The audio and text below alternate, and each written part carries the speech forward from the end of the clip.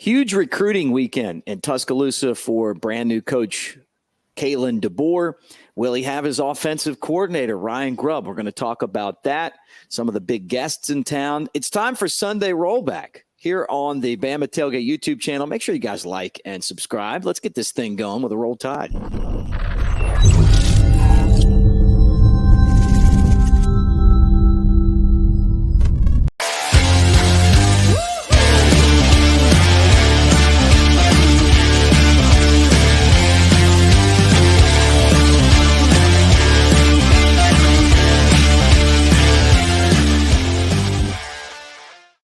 Oh, look at this party that we got going here. And our cast of characters, of course, I'm Mick Gillispie. There's the catfish up top, Chad Anderson, Big Elmo in the house, Brett Elmore, at This Chat Is Real, at Brett Elmore Show, at Broadcaster Mick. What's up, guys? How's it going, man? Roll Tide, everybody. And look, your adventures just keep continuing, Mick. Where are you at? It's like, where's Mick? Are you it doesn't look like a gel, not a holding cell. Some people might walk in behind me, by the way. So if you see just that, invite them on. That they may come walking by. the internet was so bad at the hotel in Key West yesterday, like they had some kind of internet crash, that I recorded the same show 5 times and then picked one and rolled with it. And I know it was terrible, but I want to thank every one of you guys that watched the show and returned today. That's why I love this audience. That's why I love this audience. So those guys, they deserve a high five and a Roll Tide as we talk on the show here today. But I'm at the Holiday Inn. So that's where I'm at today on making my trek back to Fairhope. So I stopped in Tallahassee, try to pick up some of our transfers that left. Well, Mick, why don't you go out in the lobby and just talk about the playoff seating? No, let's not bring that. Let's just do a live show right now about the playoffs. Like, there's still some playoffs out loud in the lobby. See if anybody some upset people. Why didn't you wear your Bama gear? What's going on here? I've got my floor Bama gear. My floor Bama. Yeah, there you go. It's just close to. I'm on whatever. Okay. All right, guys. So hilarious stuff. Let's talk some football and talk about the weekend in Tuscaloosa. And I guess it really starts with, what is Karen DeBoer going to do if Ryan Grubb rolls out? And we don't know yet what's going to happen. I think there's a couple things I want to say, and I want to get your opinion. If Ryan Grubb wants to go to the NFL, this is the job he wants, right? Being that he just came from Seattle. But remember last year, Alabama went and threw a lot of money at him, and he said no, and he stayed with DeBoer. So just keep that in mind as people, assume that he's going.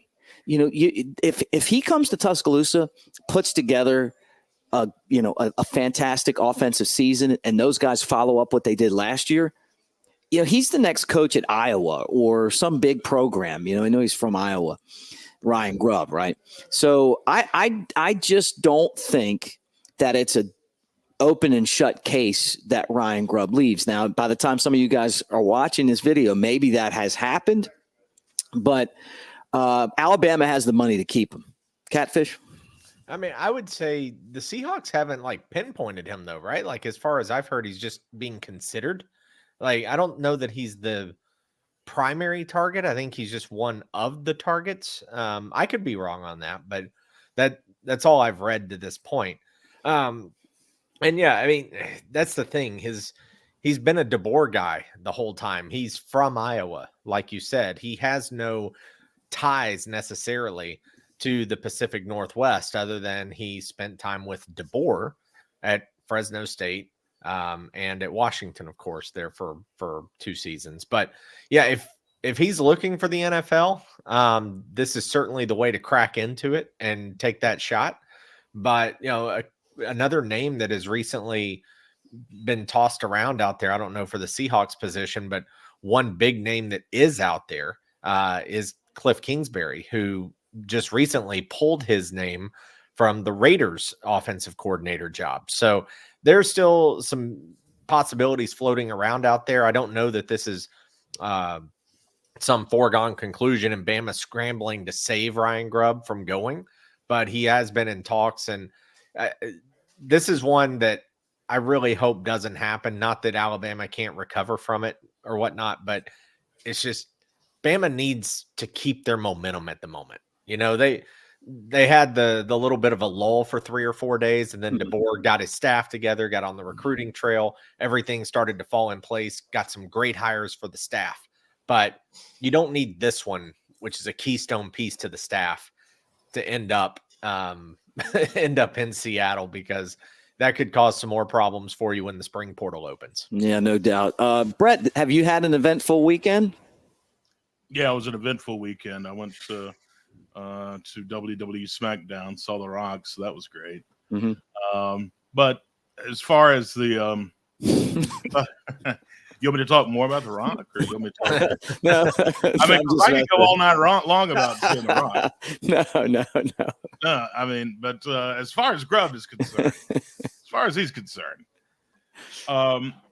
you know, Washington had the top passing attack in the country the past 2 years. Of course, they had Penix, but nevertheless, he's got to be an interesting candidate for any coach. But you talk about the loyalty with DeBoer.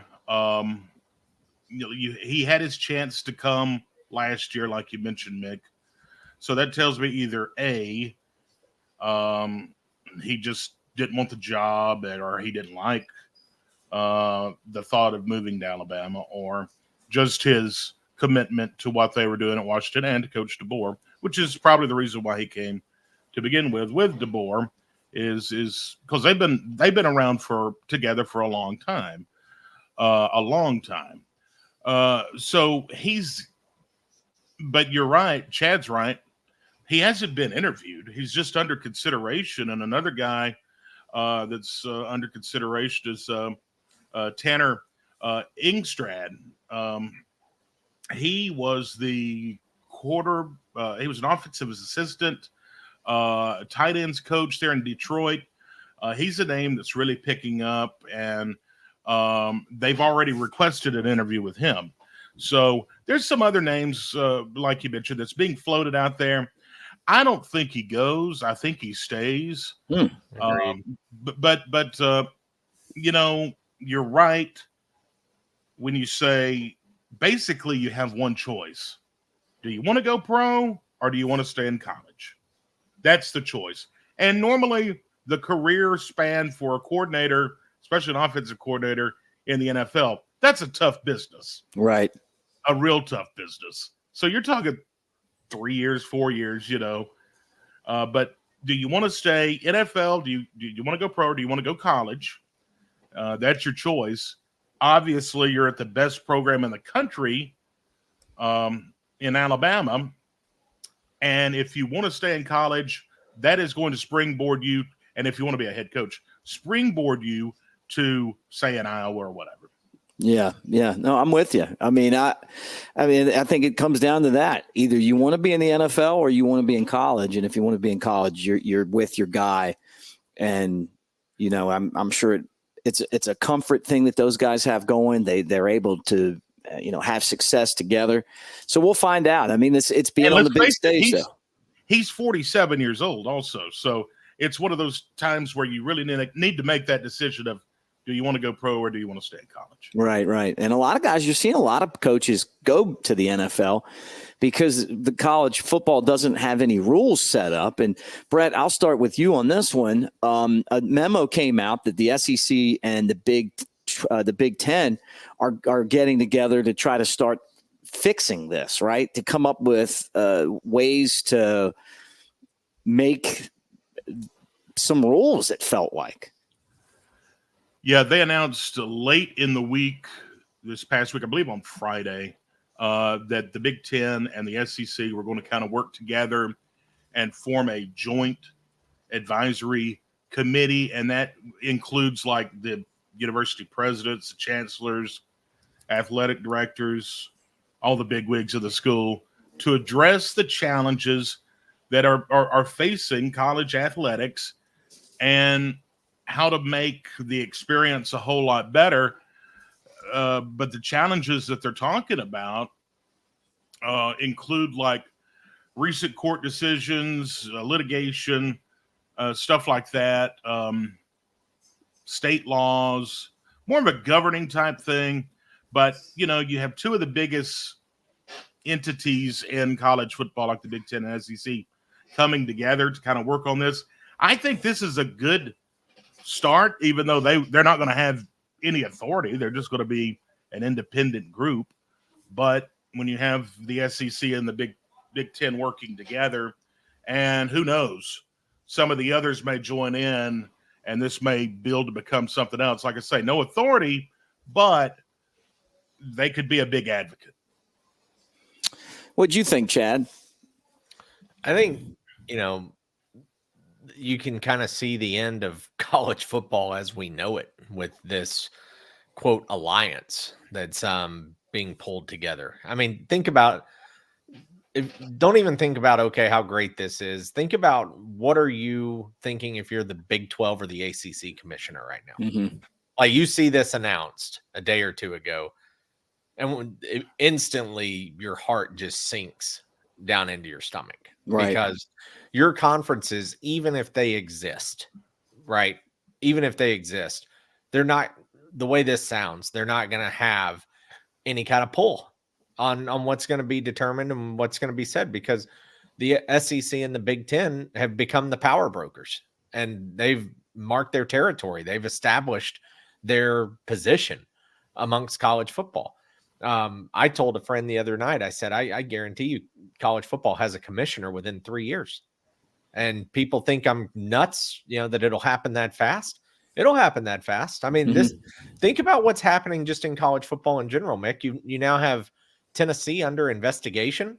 Now, while we may all love that because it's Tennessee and we love to see that they're having to deal with the NIL crap and whatnot. I've been on the other end of that. But I'm just sitting here. No, I mean, it's funny that it's happening to Tennessee. That's all. But if I'm Tennessee, I'm like, you got to be kidding me right now. Same thing with Florida being investigated. Like, get the F out of here. Yeah. Like, what are we talking about? You're trying to tell me that, you know, we're breaking NIL rules. There are not even any rules out there. Like, it's just a free for all on how this happens. And, you know, it's only going to get worse and it's only going to continue to happen. And the NCAA has just got to go away.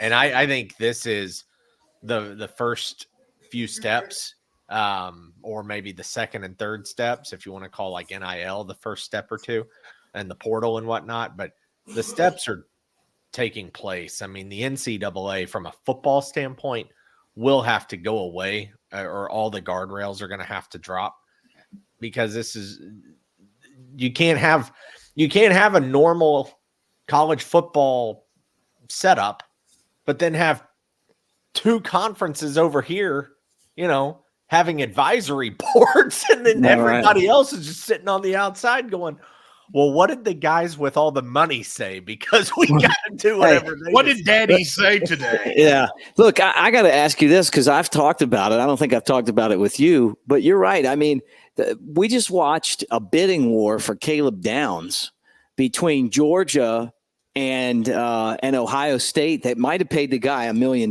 Is that? I mean, that's not an NIL violation. I mean, how does Mick? They were hiring coaches in anticipation of that coach bringing that player. Yeah, that's what they were doing. That's how T-Rob ended up as another co-DC in the Georgia system, and then Ohio State outbid them. Ohio State spent $13 million in NIL. Right. And Tennessee, they're worried about Nico, the quarterback at Tennessee, and his NIL deal, and nothing else. I mean, the NCAA. First off, Tennessee ratcheted up some pretty good legalese and went right after the NCAA, and they'll go back in their little cage. But absolutely a joke to me. I mean, what rules, and when's the last time you guys enforced anything? Well, the NCAA is just totally irrelevant at this point, and they need to go away, and something's going to have to be done. And Chad's probably, I don't think that's out of the realm of possibility to have everything overhauled within 3 years. I mean, I've said it before. There's a guy that just retired that could probably fix everything. And it just because he was our head football coach. Rick and Bubba?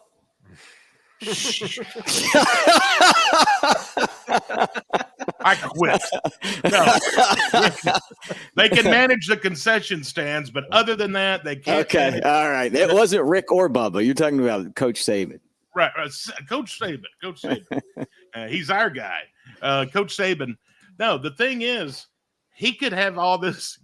You broke my chain now. Keep going. But Coach Saban, he's the guy that could fix all this. And just because he's our guy, our head coach, I don't care if he was coaching at wherever even if he stayed at LSU and said, this guy's, the greatest. And he knows, and he would be the perfect one to do it. And I bet you if you did a straw poll of all the coaches in the country, the majority would agree with that. Would you want that guy breathing down your neck? Look at that face right there. Wow, yeah. Where's Gordo Nick? Yeah, we need angry Nick to be getting Gordo on everyone Nick. for these NIL deals. Yeah, pick him up in Gordo. The thing about it is that as much as he is Alabama's coach, or he was, the minute that he does this, he would. I think he'd see every single school the same because that's just how he's wired. Yeah, that is how he's wired. And I still haven't read, and this might be a topic I want to talk about. I don't know. I still haven't read the piece that Chris Lowe did on ESPN about some of the former coaches and their stories about Saban, some of the untold stories. But I did read about Kiffin getting the biggest ass chewing of his life and what Saban did to him. You're talking about a guy that would have been very hard to work for. It's definitely Saban, but what he did to Kiffin, I loved. What did they say? I don't even. You'll have to read it. Yeah, you'll have to read it because it's great. Yeah, I love Chris Lowe. I think that I think Kiffin rubbed a lot of people the wrong way in Tuscaloosa, and he may think that that's kind of funny, but there's a lot of people that still don't think any of the stuff he did behind the scenes was funny. Well. I mean, Coach Saban referred to him as a children's book bunny rabbit character. Yeah, because of some of the stuff that he pulled on the practice field. Yeah, right. I've heard some stories too, and it just absolutely pissed Saban off. Yeah, and it's great though. Yeah, well, I love a good ass doing story. Yeah, it's funny now. I mean, because he's in Tennessee. I mean, Ole Miss, but if he would have just handled himself differently, the sky's the limit, Maybe he has. I saw where he's gone 3 years without drinking. Maybe that was part of it for him. But yeah, I actually think I know Lane Kiffin's never going to be back at Alabama, but I will say that I think Lane is a completely different person today than he was 7, 8, 9 years ago. He seems, and again, who knows, because stuff behind the scenes or whatever, but he does seem to have cleaned it up a little bit, or probably a lot of bit compared to what it was before. So I actually think the sky is the limit for Lane Kiffin. Just Alabama's in that blackball spot. He's not going to end up ever at Alabama, but it appears anyway that he has turned it around quite a bit. So you give him your seal of approval. You're pretty comfortable with him right now. Yeah, I actually would have him as Alabama's head coach. I know that he wouldn't. I know you would. I know you would. Because you go back to the Saban lectures, man. Saban brought guys in who were kicked off of other teams and lectured the media about, you just want to kill a guy, you want to cast him off and just set him up for failure forever. Right. For one mistake. One mistake. Right. I gotcha. I think that's one of Saban's best qualities. Ryan Anderson told me a story. I think he's talked about it twice on the Elephant in the Room podcast, where he got kicked out of the bowl game, that Alabama played the national championship against Miami. And then he made him ride a bus 24 hours on a Greyhound all the way back, him and one of his teammates. And he said that he was so mad. And then the next time he saw Saban, he was like actually cool to him, like, hey, well, let's just work past this, like pretty funny. Ryan's such a great dude, man. I love listening to his stories. But that was one of the best parts about Saban, is that he definitely felt like redemption was an important part of of being a coach. And then with Kalen DeBoer, who's having his first junior day this weekend, it's more than just a day. You're really hearing a lot of players connecting with Coach DeBoer in a relatively quick time. I never heard any of that about Brian Harsin. And people kept saying, hey, look, Brian Harsin's from up there. He's going to come down here and do the same thing. Kalen DeBoer's personality, so much different than Nick's, but at the same time, Nick could be prickly to maybe the press and people he didn't know, but the players really liked him. Kalen DeBoer seems like he's winning people over all over the place, Chad. Yeah, he's definitely, and people misunderstood Saban. He was a player's coach, like you said, Mick. He was just prickly with the media, or would get frustrated or annoyed about all the outside people who wanted to like force their way in and be a part of, kind of that relationship he had with the players. And he just never did, enjoy the media part. Now he would tolerate them and whatnot. Kalen DeBoer, though, is very, very different in the sense that he is that guy who is a little more laid back. And that doesn't mean he's not going to be intense when it's necessary, but he is that guy that players have said, man, we didn't even talk ball. He asked about family and me and what I want to do, where I came from and what my goals are. And, we just talked about family and friends and relationships. And, that's what players are expressing. And he's connecting with them in a different way. So Right. It's just a different style is all, and that's the way he's going to be. You can't be the way Nick was. You got to do your own thing. And I'm glad to see that he is doing that, and not worrying about, okay, well, this is how it was always done or brought in or recruited or how we talk to players. Like, he's doing it his way, and that's a good thing. Yep, no doubt. I guess that, when you first take the job like this, obviously you can't go into a recruit's, school or whatever and talk about what you've done at Alabama, because you haven't done anything yet. So it's really a different approach when you start, to where you're a few years into the job and you're recruiting. But I've read the same thing, and it's ditto what Chad said. Everything you read, or even some of the videos that's been released, he has a way to connect with the players, and he seems to be down to earth, genuine. And he wants to get to know these guys, and it's not all about X's and O's. He's got plenty of time to talk X's and O's with these guys. He wants to get to know them and what kind of guy they are. And I hope he takes the same philosophy of Saban of we want to recruit not only good players, but good kids. And I think that's what he's doing. And we're going to know really soon. He'll start implementing that offense. So they'll start talking X's and O's. But we had a good comment, I don't know, about a week ago on one of the shows. And it was a viewer that was talking about, at the beginning, we talked about, a little about how this guy's not from the South. How is he going to recruit the South? And they were talking about it, and it's a great point. This guy's from Iowa, and and that Midwest vibe is almost just like the South. They have the same beliefs, the same values, the same, kind of culture almost that we do. So that's why I think he's really making a connection to some of these guys. Is he's not being fake, he's not being phony, he's not using a fake Southern accent. Like some folks tried. Hey, he's just being real. Yeah, I've been to the Floor Bama many times with a room full of Iowa people. Like, they come down to the Floor Bama in droves. I'm not even kidding. I'm like, there's this whenever they have their breaks. Are they Iowans? They're I always guess you would call them Iowans. Iowans.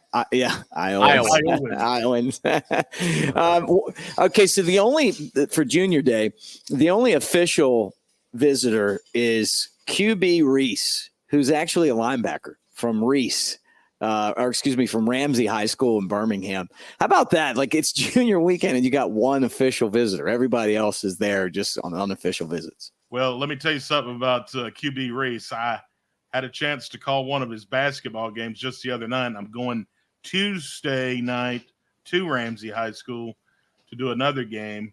And this kid, he looks like a football player. And some of the plays he made on the basketball court, the football player came out at him a little bit. Yeah. I did see him in high school in person as they played my school here, Jasper. And he's a good football player. He's a good football player, and I'm glad to see that he's. I thought that he was already committed, but I could. He is, okay. And then he recommitted. Well, they gave him the scholarship, and I guess they're doing that, for some of these guys, and I wonder if they rescind any. I mean, I haven't heard of them, and I'm sure it's going to happen. But no, I think they're doing a lot of affirming with scholarships right now. Yeah, I believe so too. And I have not heard of them rescinding an offer or something like that. I haven't seen anything like that. But there he is. So you saw him playing basketball, huh? Well, I saw him play basketball here about a week and a half ago, and now we have area tournaments. So Jasper's in the same area with these guys. So they've got a great basketball team too, as well as football. So I saw him on both, and he's just a great athlete, Nick, and he's just a really good athlete, and he's a football player. I can't get over the Crimson Crane with the Nick Saban straw hat. It looks good. It looks good. Could you imagine being the photographer having to do this? Okay, now do the crane thing. We're going to put this hat on you. Remember when you was a kid, you'd have to go and go to these Olin Mills or whatever. JC Penny, baby. Right. Yeah, you see Penny in the very back. This creepy guy'd he'd have the little rabbit, and he'd be like, "Look over here, look over here." Or look at yourself on TV there, where they can get that great shot of the side. That's sort of like that. So that is pretty funny. I didn't mean to scroll through his to find a picture with the. I just love it. He's got the huge smile, like he's showing off all the pearly whites. Got the straw hat, the crane. I mean, he's got it all going on that one. Yeah, it's going to be interesting. You'll start to really hear about the different players and their experience in Tuscaloosa coming up in the next few days. Jordan Young, who's the top athlete out of Monroe, North Carolina, Monroe High School, he's in town. Anthony Rogers, who's actually from Pike Road, Alabama, but at IMG Academy, he's another one of those guys that Alabama, I think, gave the scholarship commitment to, and then the staff said, "Hey, yeah, we want to give you that back. Make sure that you're welcome here." And then the big group from out in California, Mater Dei High School out there, and Alabama has this pipeline with Mater Dei or Mater Dei. Yeah, I mean, is there any more Bryce Youngs hanging out? Come on, bring them. Bring them on. If they're all like that, just bring them on. Yeah. One thing that and talking about some of these guys coming in and the visits and the scholarship offers and whatnot, I don't know that it's been talked about enough. You had the portal, and obviously Alabama lost a lot of guys through that, and it sucked. And it's part of the college football world now. But I think a lot of people have also forgotten or not talked about that right now, Alabama's still sitting with the number 2 class in the country. Yeah. For the recruits. I mean, they still got 5 5-stars, 17 4-stars, and them and Georgia are kind of close up there. Georgia has a couple of more 4-stars than Alabama, but they've got a pretty decent lead ahead of everybody else. Oregon, Miami, Ohio State, Texas, LSU are the next 5. And so Karen DeBoer comes in, but nobody talks about that. They talk about the portal and all these exits and money and all this, but like you're talking about, Mick, all these guys coming in and the visits and the relationships being built, and nobody's talking about how he's keeping the number 2 class for recruiting right now, only behind Georgia, and it's pretty tight. Yeah, I think that's a big deal. I mean, I think I mean, and that was kind of the whole point of this segment, is that the dynasty isn't going anywhere, at least as far as bringing talent in. And this guy's proven in the course of his career that, I mean, you give him players and he can win. And the thing that we keep hearing about Coach DeBoer is that even with less talent, he wins. You know, is that going to continue without having Michael Penix? I mean, because he did have Michael Penix when he was, you know, obviously at Indiana and when he was at Washington. But even before that, even when he was at Fresno State and he won, and he didn't have Penix there. So it's a proven track record. Well, we've said it before. He's walked into the most talent he's ever coached anyway. Even after the transfer portal thing, he still had a room full of talent, more talent than he's ever seen.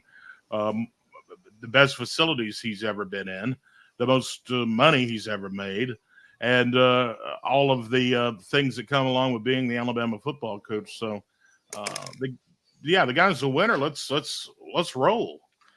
Well, I'm ready for it.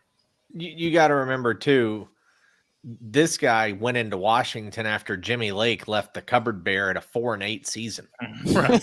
Okay. Like, who is Jimmy Lake? Anybody even know who that guy is? Like, he took over for Jimmy Lake in Washington. I've never even heard of Jimmy Lake. I think he sells cars down the street here for one of these used cars. Yeah, he was the usher. Don't ask Brett what Jimmy Lake means. So you take over for that guy, right? It's just don't ask Brett that guy. He's already had quite a weekend, Chad. Yeah, Brett's had the struggles for a few days for sure. Yeah. I can't believe Brett's sober, to be honest. I gotta be real. So I'm thinking about a cold one now. Yeah, I don't blame you, man. I'd get 2 cold ones. Jimmy Lake. He goes. I can't even get my. You need Ken to Ricky Lake. That was yeah, the different type Lake. Yeah, but he goes. He ends his tenure at Washington 4-8. DeBoer comes in and goes 25-3. I know. All right, 25-3. I don't care what you are, who you are, what you do. Like, you come in and go 25-3. Are you kidding? Yeah. So I like that. To me, is always what I fall back on, because you say, "Oh, Alabama," or is it a fit, or the culture, or the fishbowl, or the pressure, and what about the SEC? And you're dealing with a lot different, competition than you are in the Pac-12. And you got out before the Big Ten when Washington's joining them. All these things, I just keep going back to that. Like, yeah, right. He was in a power conference. He took over a crap team, 4-8, and went 25-3 and made the national championship game. Like, to me, that just kind of says what this guy is and capable of. And then, like what Brett was saying, to piggyback there, I mean, just rolling with talent, facilities, piggy banks. Yeah, whatever you need or want, you're going to get. And he gets to do that now. And he's never had that kind of an arsenal before. Let me ask you guys this. Is it about Jimmy Lake again? Jimmy Lake. Hey, by the way, if anyone finds a 200-foot tower laying around, call me. Somehow I had one missing. If you're on Craigslist later tonight, that's one side I haven't looked. Okay. Right. Shady as all get out. Yeah. That's it. The day and age that we live in. Where some shameful characters out there. Yeah, there are. I got a feeling, though, that they're going to figure out what happened to that tower. It's going to be interesting. Hey, there goes part of it behind you there. Yeah. I wonder if you can see it. Yeah, just wave. Now I lost my train of thought. I had a great question to ask you guys. Let's talk about Brett's stolen 200-foot radio tower some more. Like, what kind of a black market is out there for 200 Brett, now you're going to have to just give people a hint on what happened. I mean, now I'm remembering because I'm making friends in here. Right. Yeah. I Friday, the radio station, one of our transmitter sites and tower sites, I sent a bush hogging crew down to clean the property, and they informed me that someone had stolen my 200-foot radio tower and stole every piece of equipment that I had out of my building. So that's kind of where I've been all weekend. And rough weekend. I hope y'all have had a better weekend. But the Bama football thing.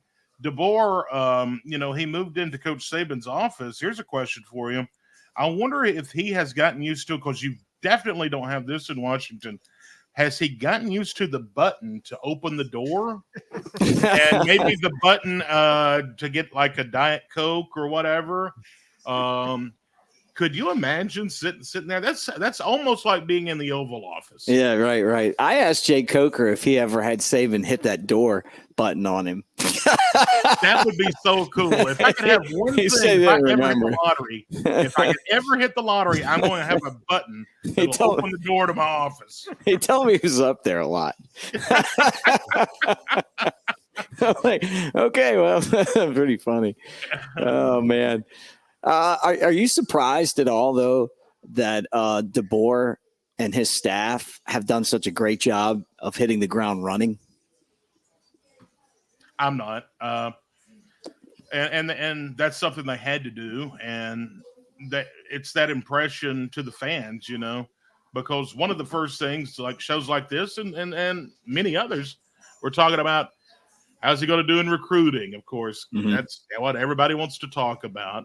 And he hit the ground running, and he visited some of the hotbeds, not only around the state of Alabama, but we've seen him all over. And we had talked about a week or so ago about him speaking at the high school football coaches convention in Montgomery, Alabama, for the Alabama coaches, which is something that normally the Alabama coach will do every year, and I believe the Auburn coach as well. But still, it was great timing for him to be hired in and then get to go to that, because that's a convention that you could go to and basically meet every head football coach in the state of Alabama and talk to. So that was very important to him, I'm sure. But no, they have worked tirelessly on the road, hitting every stop that they could hit. And now that period is just about over with. And then it'll be time to really, really, really get down to business as they implement a new offensive scheme and defensive scheme, which with all these young guys coming in, they're not at a disadvantage anymore because it's not the same system that the older guys know. Everyone's learning together. So it's almost like everyone's got an opportunity. Yeah, good point. And I think that bringing in Kane Womack was a good move. Someone that was familiar with Alabama. I love the organization, Chad. Like you got a general manager and people that are kind of recruiting guys that are behind the scenes, setting up visits and connecting with people and it's making a big difference. I feel like. No, it is. And I don't know what it's like in Washington. I don't know what that head football coach position has to do when it comes to making tours around the state and making connections and relationships. And obviously there's something to it, right? Like you can't be the state university and then sit back and not have to have some of those things. But, to play off the SEC motto, it does just simply mean more. People down here eat, sleep, breathe. They only want to talk about Alabama football year round. And then that other place on the southeast side of the state, they want to do the same thing. And that's the way it is here. And when you're up there, one, they just don't care as much. Like they don't have the same tenacity and pride and whatnot. They also have the Seahawks, and they have the Mariners, and they are trying to get an NBA team. And, they got all these different things. The Kraken. Don't forget the Kraken. Oh, yeah, the Kraken, man, at the Green Life or whatever it's called arena. That's like, what's it called when you're energy something, self-sufficient, like energy. Oh, yeah. Independent. Energy independent. Yeah, that. Like that arena is supposed to be that way. Oh, But yeah, they got all of that. And so when you're here, though, it's just different. And it's so much more intimate, and coaches here, fans here, like they want to have that connection with you. Like they want to have that relationship. They want to feel a part of the team and the family and the university and the whole deal.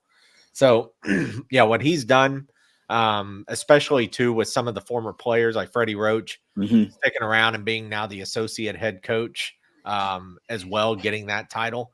And then Kane Womack, I mean, that's huge from a recruiting standpoint, just getting a head coach to be a staff member. That's kind of like going from a head college coach that's like the Boston College guy going to taking a coordinator position in the NFL. He did that by being the D coordinator now for the Green Bay Packers. Well, Kane Womack, you grabbed a head coach to come be a staff member, a defensive coordinator. So those kinds of things are just big pieces. And, again, wins, momentum, showing the community like, hey, we're going to make this work, establishing yourself. Because we talked about it a lot, Mick, during that week. Just Bama needed wins. They needed good just optics. Yeah, and that was the problem. You had a few days in the portal and everything. The optics were bad. But now you look around, it's like, holy crap, this school just went nowhere. I know. It just took a minute to fix it. Yeah. I mean, that's the whole point of the show. And you can feel it. Yeah. And also, like you mentioned, yeah, they have one thing we don't have there in Washington. That's the pro sports. You're right, Chad, about, the attention is so much on the Alabama and Auburns of the world here in this state. You don't have the pro sports. I mean, that's all the attention that you get. And on the high school level, I don't know. And it would be no disrespect to what the state of Washington, their high school football programs, but it's hard for me to believe that it's bigger than what we have in Alabama. High school football on Friday night is a big deal here. Yeah. And that connection is big. But yeah, you talked about the different things they have, and I can't believe that y'all left out the Fremont troll that lives under that bridge. Have y'all ever seen that? No. Is that where the tower is? You think I'm crazy, but there is a troll. It's like a rock statue or something. It's linked to Norway, and it's under this bridge, and it's this troll, and it's like a tourist destination. Why would you not want to leave that? I mean, and plus it's the home of Starbucks, right? Yeah, Starbucks. Is that? Here's the troll. Hold on, the troll is coming. Look up the Fremont troll. It's not going to bite you. It's eerie as hell, but it's not going to bite you. And, it's pretty cool. I'll tell you, man, I'm not going to make fun of people's traditions. Like if you got the Fremont troll and that's something that you guys like, we've got the Floribama and we have the mullet toss. They're probably out there thinking, how these guys throw mullet? Oh, it's much cooler than that. But I think we have real trolls that live in Alabama under bridges. Some real trolls from other colleges that like to get the message board. So there's the Fremont troll. Well, that's what he's going back to, I guess. Yeah. All right, guys. Well, this has been fun. Brett, let's start with you. What do you got going on, WJLX, besides looking for the transmitter of your AM side of your other station? Yeah, if you see a 200-foot tower, call Crime Stoppers. See one rolling down the road somewhere. Pretty hard to miss, but it's out there somewhere. Hey, look, if any of you guys work at a recycling plant and a guy brings in a 200-foot tower to try to sell for scrap, give Brett a call, please. Please. Or Crime Stoppers. This could only happen to me. I mean, really. But anyway, I hope everyone has a great week. The week ahead, I'm looking forward to seeing what's going to happen with basketball. Keep up with Tide Hoops, as we're really right in the middle of the SEC slate of things. And when February finally rolled around, thank God, it seemed like January took forever. It's the longest 48 days of January ever. Remember, though, this is a leap year. So there's 29 days in this month? So it'll be a long month. But when you get into February, it's SEC play and March Madness is around the corner. So I'm looking forward to that. And the Senior Bowl is behind us. We've got the Super Bowl next weekend. So I'm kind of looking forward to that and see what happens, what news breaks throughout the week with Bama. All right. Thank you. And then Catfish up on the stage here. Let me remind everyone that it's not catfish.com. It's chadwickanderson.com. What would that take you to? Hey, probably a radio tower. Maybe we should build that website, catfishmortgage.com. Yeah, there you go. I think we can start off with that. No, it's been cool. We've we had one follower, subscriber, viewer of the channel who were closing their loan next week, and we got another person. We got another person that we're right on cue now. Yeah, they were calling you now. Well, no more. No, that just means you're old and you got to take your pills. That's all that is. So we got another person we're working on and we're helping as well. So I tell people all the time, you don't even have to call or reach out only if there's a loan in place. Like if you want to call and just chat about finances in general or ask a question, maybe you're not buying a house for a year. Maybe you're renting. Maybe you're in like some debt and you're trying to figure out how to get out of it. Mm-hmm. Like we can just have conversations. Like you don't have to call me only to do a loan. I like to just help people in general. So that's all my info. That's my personal info on the screen. I'm the one that answers and responds to those. If you do want to do a loan, you can scan the QR code and get some credits at closing. Would love to help there as well. But like I said, me and my team just enjoy helping people. So if you got questions or want to know something, hit us up and we'll be glad to talk. All right, Catfish, nice job tonight. And let me remind you guys, we're also brought to you by newlifeart.com. Promo code Bama Tailgate gets you 15% off any regularly priced Daniel Moore print right now. So check it out. A lot of cool stuff. Maybe you got to get all the saving stuff bought now. Get it on the wall and then get ready for the DeBoer stuff that's coming. And honestly, I don't care that and it took me a while to get to this point. I don't care that, I care a little bit, but not enough to not like the print, right? The fact that Isaiah Bond transferred, I still love the fact that Alabama stunned Auburn, and I think it's one of Daniel Moore's masterpieces. So I called the Gravedigger, 4th and 31. Anyway, guys, check it out, newlifeart.com. Thanks for hanging out with us.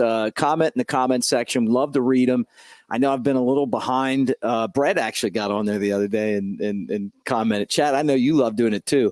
I'm going to catch up on all that now that my vacation's over. But thank you for bearing with the bad internet. Great job by you two guys. Good luck finding the tower, Brett. And roll Tide, everybody.